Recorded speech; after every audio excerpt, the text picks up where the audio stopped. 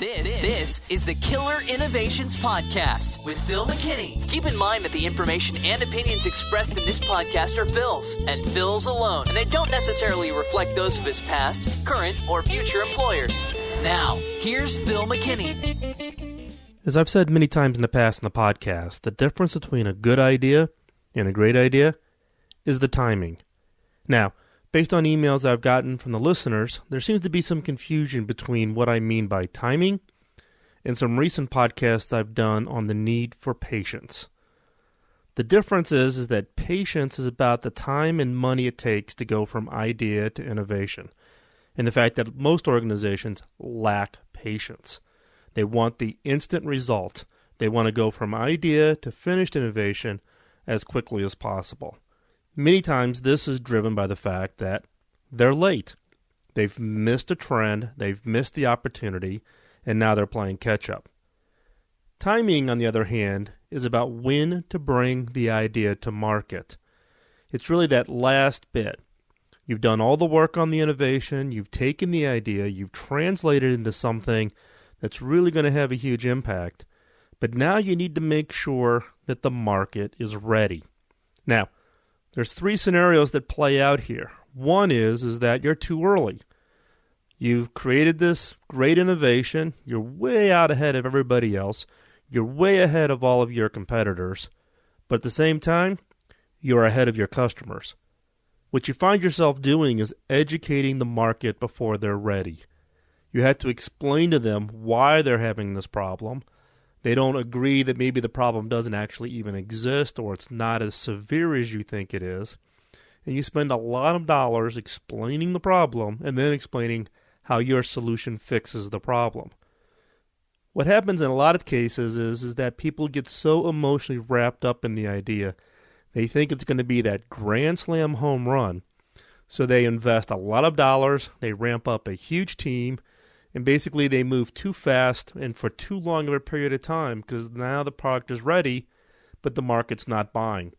But you've ramped up your burn rate, you've ramped up your expenses to such a level that now you're just burning dollars waiting for the market to be ready. The result is that there's a huge amount of overinvestment. Now, in my background, in my history, what I've seen in these cases is that we tend to be over-optimistic about when the market is ready. And we tend to get into this overinvestment, which then makes your innovation program a target for management to kill it. You need to make sure that you truly understand when that market is ready.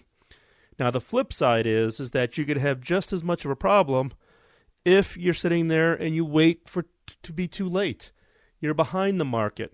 You're number 3, number 4, number 5 in the market. The marketplace pegs you as a me too.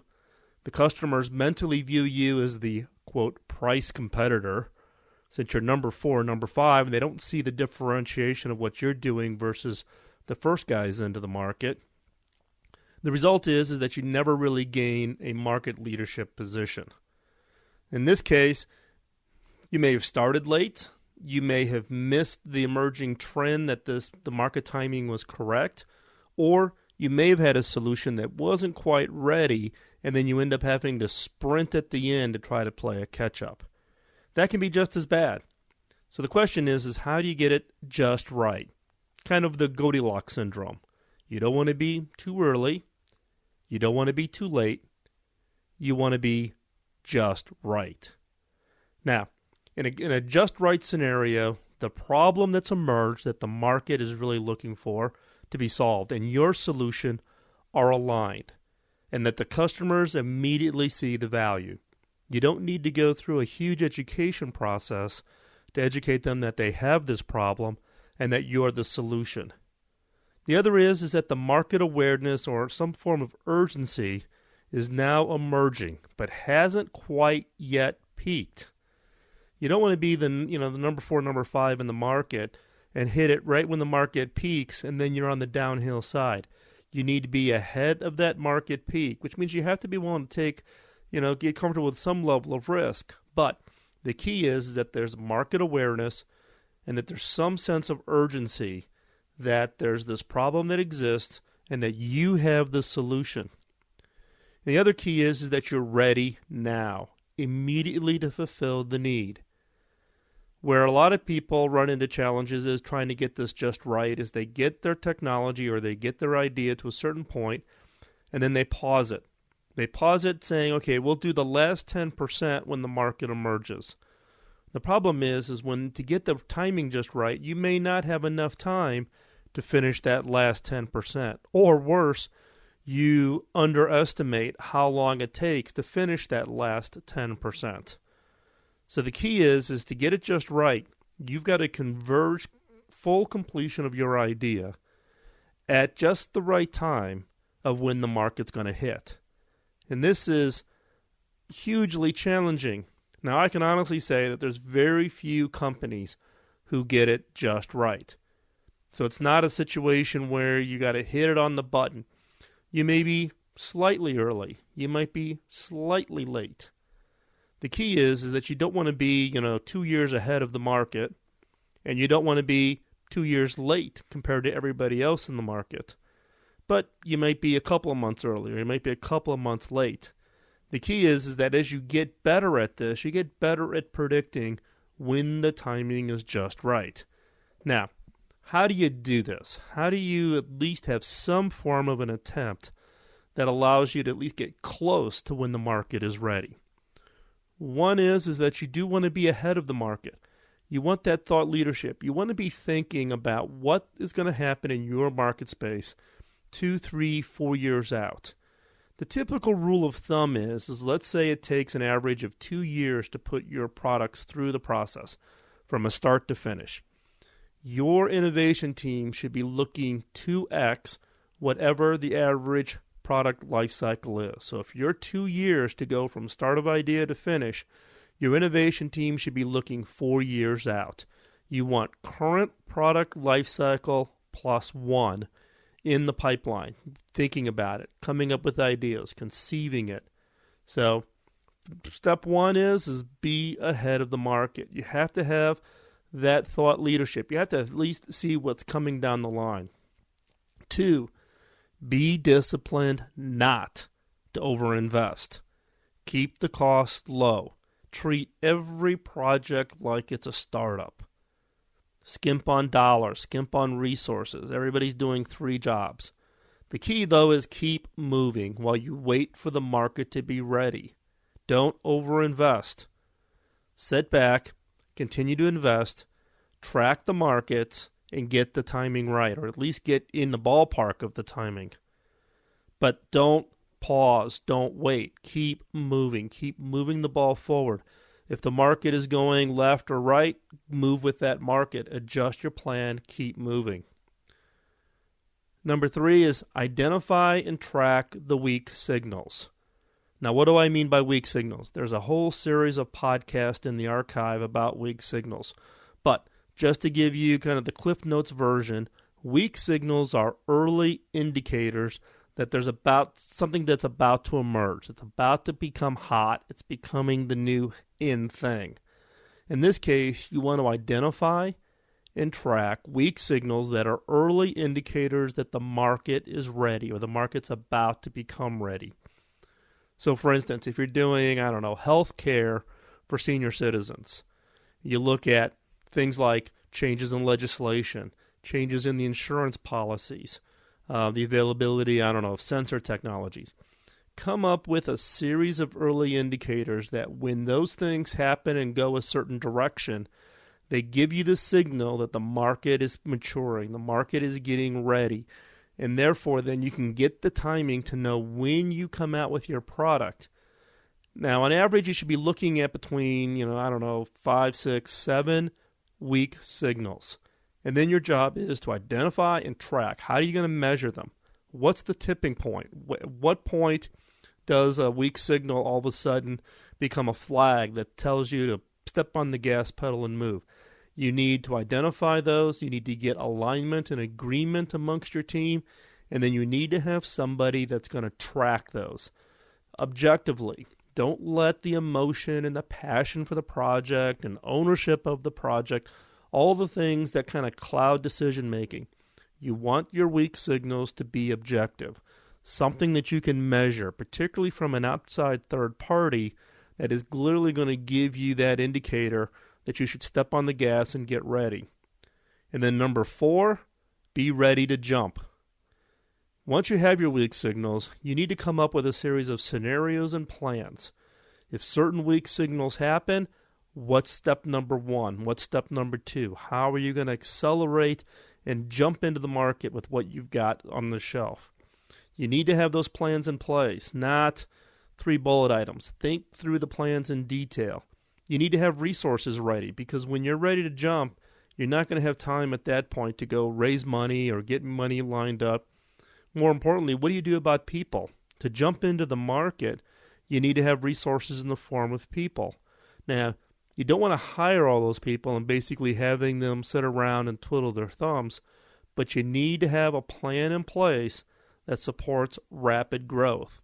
If you're inside of a large organization, work with HR to come up with a plan that says, if these things happen, we're going to need to be able to hire 10 people to do this, and 5 people to do this, and 3 people to do that immediately within the first 60 days of some form of agreed upon fire the gun. So, step number 4, critical. Be ready to jump, which means you put all of the plans in place. You're not executing them. You're waiting for the weak signals to give you that indication. But the key is when that weak signal triggers, jump and have your plans in place. Have them thought out. Have them ready to go. So again, in summary, you want to not be too early. We tend to overinvest. We tend to be overenthusiastic. We tend to think we understand the problem. So you don't want to be too early with your innovation. You don't want to be too late. You want to be just right. And to do that, you need to be ahead of the market. Thought leadership is key. And I'm confident, given that you're listening to this podcast, you're already a thought leader in your organization. Formalize your thought leadership. If you're doing this, on the QT, meaning you don't have the official role within your organization of being an innovation leader, this is an opportunity for you to step out. Spend the time. Be looking out 2 times your normal product cycle. Go look at what other people are doing and come up with what is that thought leadership. Be disciplined not to overinvest. Challenge the organization about, do we need to be moving this fast? Can we continue to move progress, but can we keep our expenses low? So therefore, if you keep the expenses low, but you're still making progress, then you reduce the likelihood that management is going to kill the project. 3, identify and track your weak signals. Put those in place. 5, 6, 7 week signals that are clear indicators that the market maturity is there and it's ready to go. And number 4, put all of your plans in place. Be ready to jump. Have your scenarios worked out. If weak signal 1 kicks in, here's the scenario, here's what we do for the plan. If weak signal 2 kicks in, here's the scenario, here's the plan. And make sure you have the resources ready to jump. Money and people. Time is going to be something that you're not going to be able to control as a resource.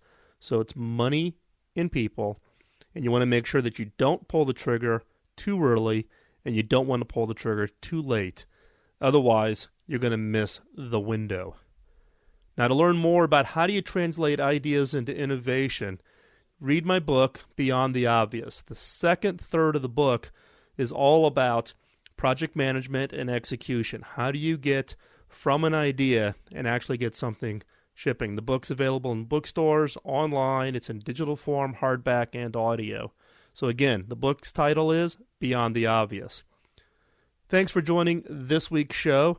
I know it's a little bit of a short show. I'm in Washington, D.C., wrapping up a series of speeches and talks here and on my way to Denver, but I wanted to get a show out to you since I missed one last week.